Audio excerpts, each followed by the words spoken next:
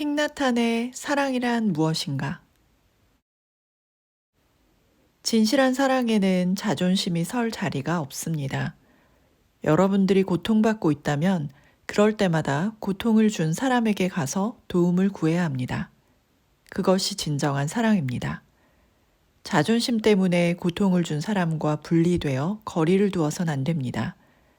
이 사람에 대한 여러분들의 사랑이 진정한 사랑이라면 자존심을 극복하고 항상 그들에게 다가가야 합니다.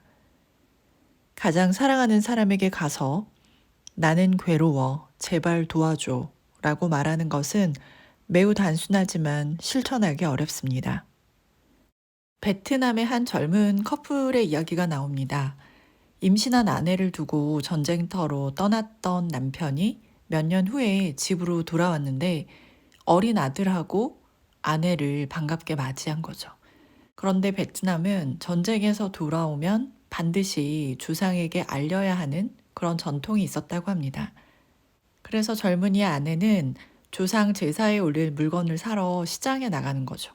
그 사이에 젊은이가 어린 아들에게 아버지라고 불러보라고 합니다. 그런데 어린 아들이 아버지라고 부르길 거부하면서 이렇게 말합니다. 아저씨는 우리 아빠가 아니에요. 아빠는 다른 사람이에요. 그는 매일 밤 집에 와서 엄마와 얘기를 나누고 종종 함께 울어요. 그리고 엄마가 앉을 때마다 따라서 앉고 엄마가 누우면 따라서 누워요. 이 이야기를 아들에게 듣고 그 젊은이의 행복이 완전히 사라져 버린 거죠. 그 마음이 얼음장같이 차가워졌습니다. 그는 상처를 받고 깊은 수치심을 느꼈습니다. 시장에 간 아내가 집으로 돌아오자 그는 더 이상 아내를 보지 않고 한마디도 하지 않았습니다. 젊은이는 아내를 무시했습니다. 아내는 괴로워하기 시작했습니다. 그녀 역시 수치심을 느끼고 상처를 받았습니다. 젊은이는 제사를 지내고 아내 역시 절을 할 수 있게 해야 하는데 그 매트를 치워버렸습니다. 자신의 아내가 조상들에게 절할 자격이 없다라고 생각한 거죠. 아내는 수치심을 느꼈습니다. 이렇게 제사가 끝난 후 그는 집에 있지 않고 낮 동안 마을의 술집에 머물렀습니다. 술을 마시면서 괴로움을 잊으려고 한 거죠. 밤 늦게까지 집으로 돌아오지 않았습니다. 다음 날도 그리고 계속해서 며칠 동안 집으로 들어가지 않았습니다. 아내는 더 이상 견딜 수 없었습니다. 고통이 극에 달하자 결국 그녀는 강에 몸을 던졌습니다. 아내의 소식을 들은 젊은이는 집으로 돌아왔는데 그날 밤 젊은이는 전등을 들고 불을 켰습니다. 그때 갑자기 아이가 외쳤습니다. 아저씨, 아저씨, 아빠예요. 아빠가 돌아왔어요.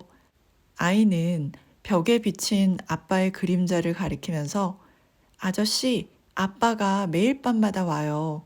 엄마는 아빠에게 말을 걸어요. 그리고 때론 울기도 해요.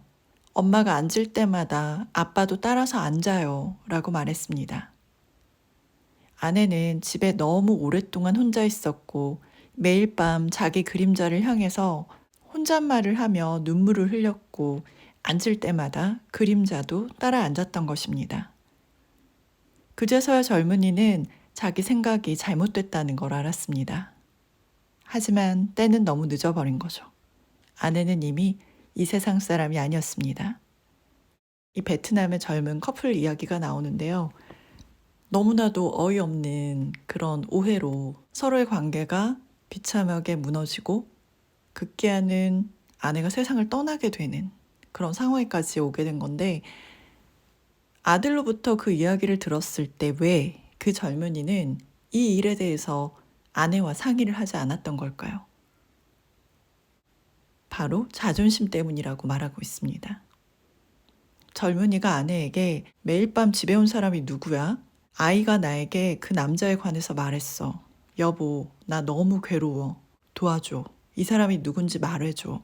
라고 했더라면 아내는 설명할 기회가 있었을 것이고 그랬다면 이런 비극이 일어나지 않았을 것이라는 거죠.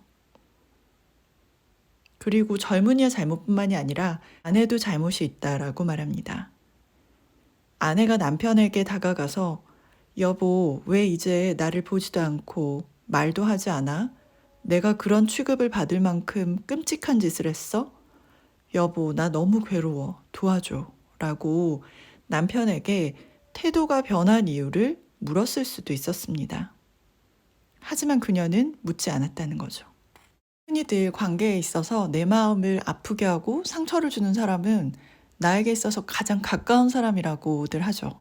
나에게 고통을 주는 나의 가장 가까운 사람, 나의 사랑하는 사람, 그 사람을 생각할 때마다 고통을 주는 그 사람에게 다가가서 나 정말 괴롭다. 제발 나를 도와달라. 라고 자존심을 버리고 말할 수 있는 것이 진정한 참 사랑이라고 이야기하고 있습니다. 들어주면 고통이 해소됩니다. 여러분들이 누군가를 사랑한다면 듣는 훈련을 해야 합니다. 고요함과 이해로 듣는다면 다른 사람의 고통을 완화할 수 있습니다. 고요함과 이해로 1시간만 깊이 들으면 타인의 고통은 이미 상당히 해소됩니다. 들으면서 한마디도 하지 않습니다. 마음을 열어 깊게 호흡하고 타인의 소리를 진심으로 듣습니다. 이런 방식으로 1시간만 들어도 매우 효과가 큽니다. 그것은 여러분들이 사랑하는 사람에게 줄 수 있는 매우 소중한 것입니다. 내가 사랑하는 누군가가 힘든 시간을 보낼 때 내가 할 수 있는 매우 소중한 것이 정말 들어주는 것이라는 거죠. 진심을 다해서 들어주는 그게 그 사람에게 가장 필요한 것이 될 수 있다라는 부분입니다.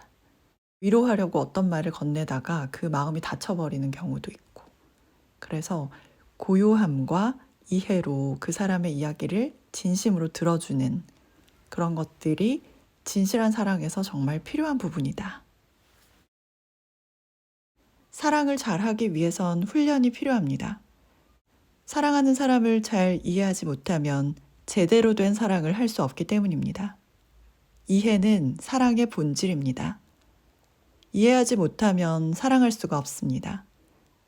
예를 들어 남편이 아내의 가장 깊은 아픔과 열망, 고통을 이해하지 못하면 아내를 제대로 사랑할 수 없습니다.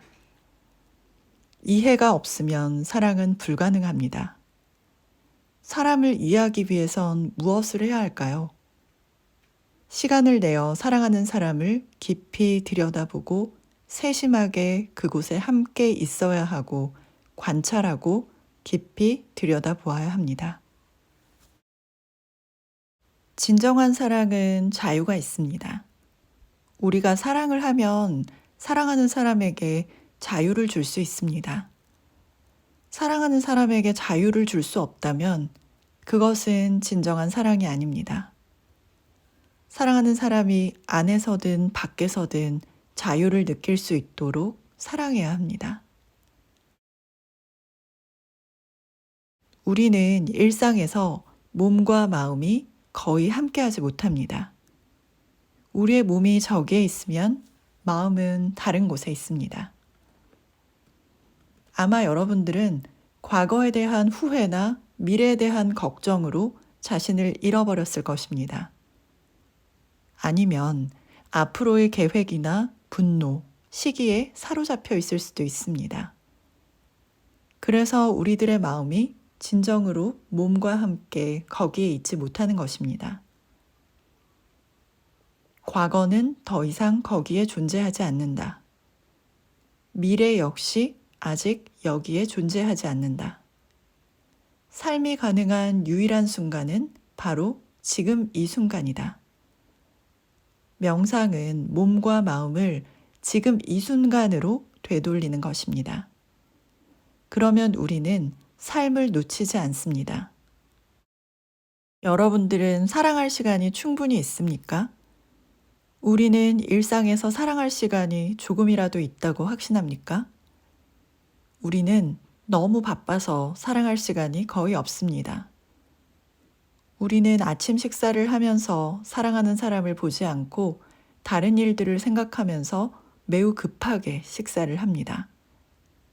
저녁이 되어 집으로 돌아오면 너무 피곤해서 사랑하는 사람의 얼굴을 잘 보지 못합니다. 우리는 일상에서 혁명을 일으키지 않으면 안 됩니다. 왜냐하면 우리의 행복과 삶은 우리 안에 있기 때문입니다. 네, 함께 해주신 여러분 진심으로 감사드립니다. 좋아요, 구독해주시면 정말 힘이 되고요. 그리고 더보기를 누르시면 책과 함께 다양한 재생 목록을 함께 하실 수 있습니다. 이거 틀어놓으시고 생활하시거나 주무시면 일상생활에서 주는 특별한 책의 능력을 더욱더 풍성하게 경험하실 수 있으실 거예요. 감사드립니다.